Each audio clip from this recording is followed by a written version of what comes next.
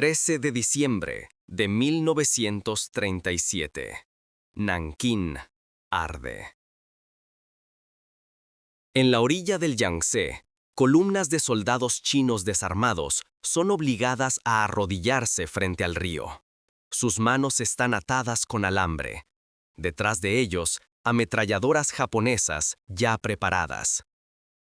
A unos kilómetros, en el interior de la ciudad, una maestra norteamericana, Minnie Vautrin, cierra las puertas del colegio femenino de Jinling mientras miles de mujeres empujan desesperadas para entrar. Esa noche, anotará en su diario que los gritos y disparos no se detuvieron hasta el amanecer. Lo que nadie en Nankín puede saber todavía es que las siguientes 6 semanas se convertirán en uno de los episodios más oscuros de la Segunda Guerra Mundial en Asia, la masacre de Nankín. Para entender cómo se llega a ese punto, hay que retroceder unos meses. Julio de 1937. El incidente del puente Marco Polo desata la guerra a gran escala entre Japón y China. El ejército imperial japonés, seguro de su superioridad, avanza desde el norte y el este. Shanghái resiste más de 3 meses en una batalla brutal, pero a finales de noviembre, la ciudad cae. La capital de la República de China, Nankín, se convierte en el siguiente objetivo. En Tokio, el alto mando japonés quiere un golpe simbólico. Tomar la capital china rápidamente, demostrar al mundo y a la propia población japonesa que la guerra será corta. Al frente del segundo ejército se encuentra el general Matsui Iwane. Por encima de él, la figura del príncipe Asaka, miembro de la familia imperial. Las órdenes exactas dadas a las tropas sobre el trato a prisioneros y civiles siguen siendo objeto de debate entre los historiadores. Disputado. Lo que no se discute es el resultado. En Nankín, el gobierno de Chiang Kai-shek decide evacuar. Parte del ejército se retira de forma caótica. Otros soldados se quitan el uniforme e intentan mezclarse con los civiles. De una población de más de 1 millón de habitantes antes de la guerra, se calcula que alrededor de 200.000 a 250.000 personas permanecen dentro de una zona de seguridad creada por un grupo de misioneros y diplomáticos occidentales. Entre ellos destaca el empresario alemán John Rabe, miembro del partido nazi que usará su influencia para intentar proteger a los chinos. Y Minnie Vautrin, que abrirá las puertas de su colegio a miles de mujeres refugiadas. El 13 de diciembre, las primeras unidades japonesas entran en Nankín. Lo que sigue no es una batalla, sino un descontrol sistemático de violencia. Soldados que han peleado durante meses, endurecidos, mal abastecidos, llegan a una ciudad vencida, prácticamente sin mando efectivo, sin una estructura clara de ocupación. En ese vacío de órdenes, las reglas de la guerra se desintegran. En las afueras, las tropas japonesas reúnen a miles de soldados chinos capturados, a menudo mezclados con civiles. Muchos no han tenido juicio alguno. En pozos, granjas y orillas del río se improvisan lugares de ejecución. Testimonios de diplomáticos, fotografías, informes de enterradores y tribunales posteriores hablan de grupos de cientos o miles de prisioneros fusilados a la vez. Las cifras totales de muertos durante la masacre varían. Algunas estimaciones hablan de unos 100.000, otras de más de 300.000 víctimas, cifra disputada. Lo que está claro es la escala. Durante varias semanas, la muerte se convierte en rutina. Pero la violencia no se limita a las ejecuciones. Casi desde el primer día comienzan las violaciones masivas. Mujeres de todas las edades, niñas, adultas, ancianas, son sacadas de sus casas o incluso de refugios y violadas por grupos de soldados. Las estimaciones de violaciones oscilan entre 20.000 y 80.000 casos, estimado, muchas de ellas seguidas de asesinato. Minnie Vautrin y otras misioneras pasan las noches caminando por los dormitorios del colegio para disuadir a los soldados que intentan entrar por la fuerza.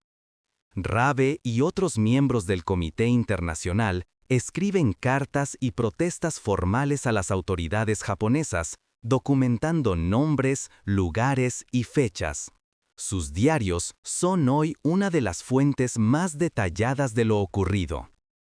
Mientras tanto, la vida dentro de la zona de seguridad es una carrera diaria por sobrevivir. En teoría, es un área neutral acordada con los mandos japoneses. En la práctica, las patrullas entran continuamente para buscar soldados ocultos y espías. Un hombre con manos callosas puede ser acusado de ser soldado solo por su aspecto. Un grupo de jóvenes puede ser sacado de un refugio para inspección y nunca regresar.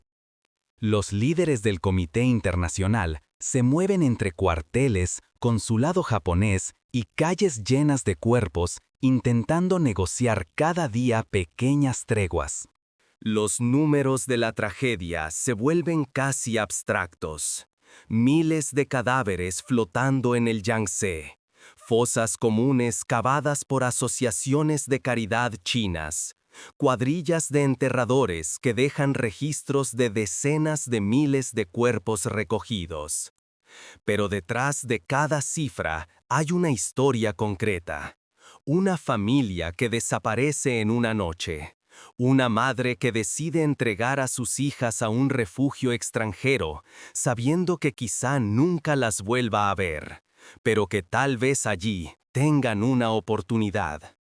Un soldado japonés que, en medio de la brutalidad generalizada, decide esconder a una familia en su alojamiento temporal, contradiciendo las acciones de sus propios compañeros. Estos casos no borran el crimen, pero recuerdan que incluso en el horror absoluto, las decisiones individuales importan. En Tokio, los informes que llegan del frente son confusos. Parte de la prensa japonesa celebra la victoria, presenta la caída de Nankín como prueba de la inevitabilidad del triunfo imperial. Las noticias sobre masacres y violaciones se minimizan o se silencian. En Occidente, sin embargo, los misioneros y diplomáticos en Nankín envían testimonios y fotos. Periódicos estadounidenses y europeos publican relatos de la destrucción de la ciudad.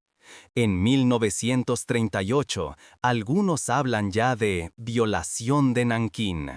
La opinión pública internacional se escandaliza, pero la guerra en China sigue siendo, para muchos, un conflicto lejano. Las 6 semanas de mayor intensidad terminan a finales de enero de 1938. Nankín sigue ocupada, pero el ritmo de matanzas disminuye. La ciudad está agotada. Una parte de la población ha sido asesinada, otra ha huido o ha sido deportada para trabajos forzados. La capital simbólica de China es ahora una ciudad fantasma, llena de ruinas, cadáveres enterrados a toda prisa y trauma silencioso. La pregunta que queda es, ¿quién fue responsable? Después de la Segunda Guerra Mundial, los tribunales de Tokio, el Tribunal Militar Internacional para el Lejano Oriente y el Tribunal de Crímenes de Guerra de Nankín juzgan a varios oficiales japoneses. El general Matsui Iwane es condenado y ejecutado. El papel del príncipe Asaka, con su rango dentro de la familia imperial, sigue siendo objeto de intensa controversia histórica. Disputado.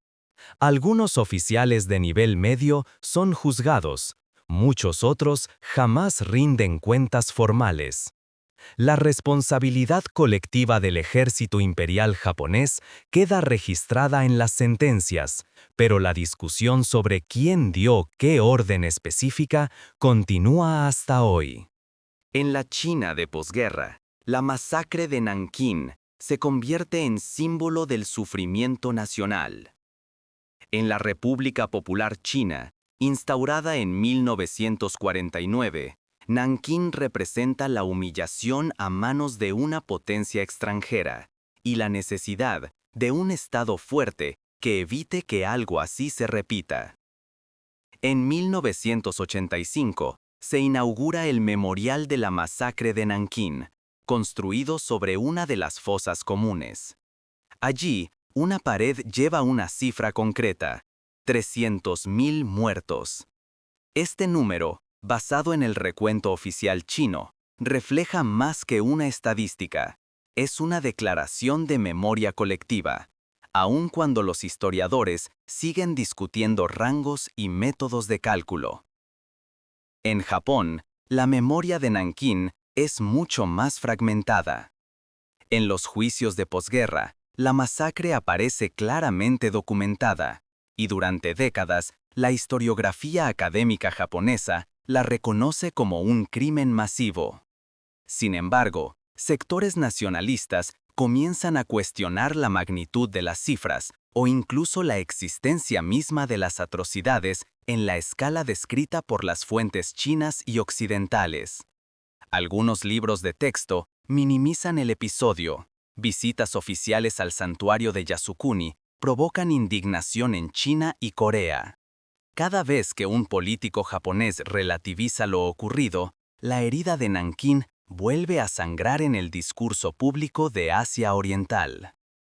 Entre negacionismo absoluto y uso propagandístico, quedan las voces de quienes vivieron aquellos días. Supervivientes chinos que contaron sus historias décadas después, a menudo por primera vez ante una cámara.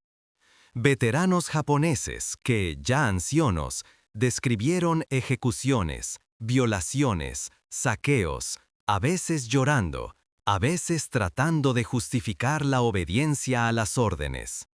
Diarios de Rabe, de Bautrin y de otros extranjeros, escritos sin saber que algún día se convertirían en pruebas históricas.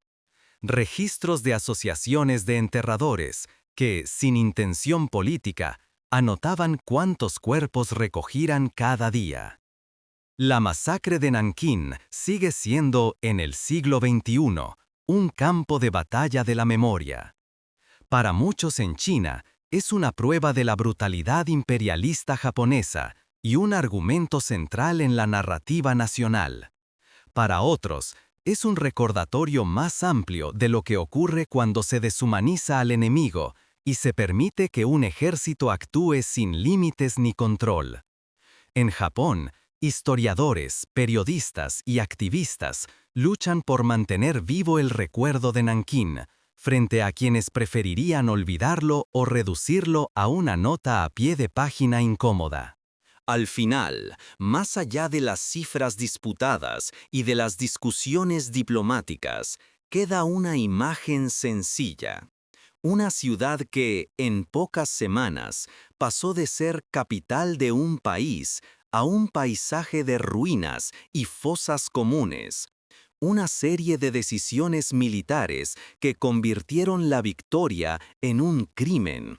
Un puñado de personas, misioneros, diplomáticos, médicos, vecinos, que, en medio del caos, intentaron salvar a cuantos pudieron. Y queda una pregunta incómoda que no pertenece solo a Asia. ¿Cuántas veces más, en el siglo XX y XXI, la humanidad ha vuelto a mirar hacia otro lado mientras una ciudad, un pueblo, una minoría se convertían en Nankín? Tal vez la verdadera fuerza de la memoria de Nankín no está solo en el número de víctimas, sino en esa certeza inquietante, que cualquier ciudad puede serlo, que cualquier ejército puede cruzar esa línea, y que el silencio, dentro y fuera de las murallas, siempre es parte del crimen.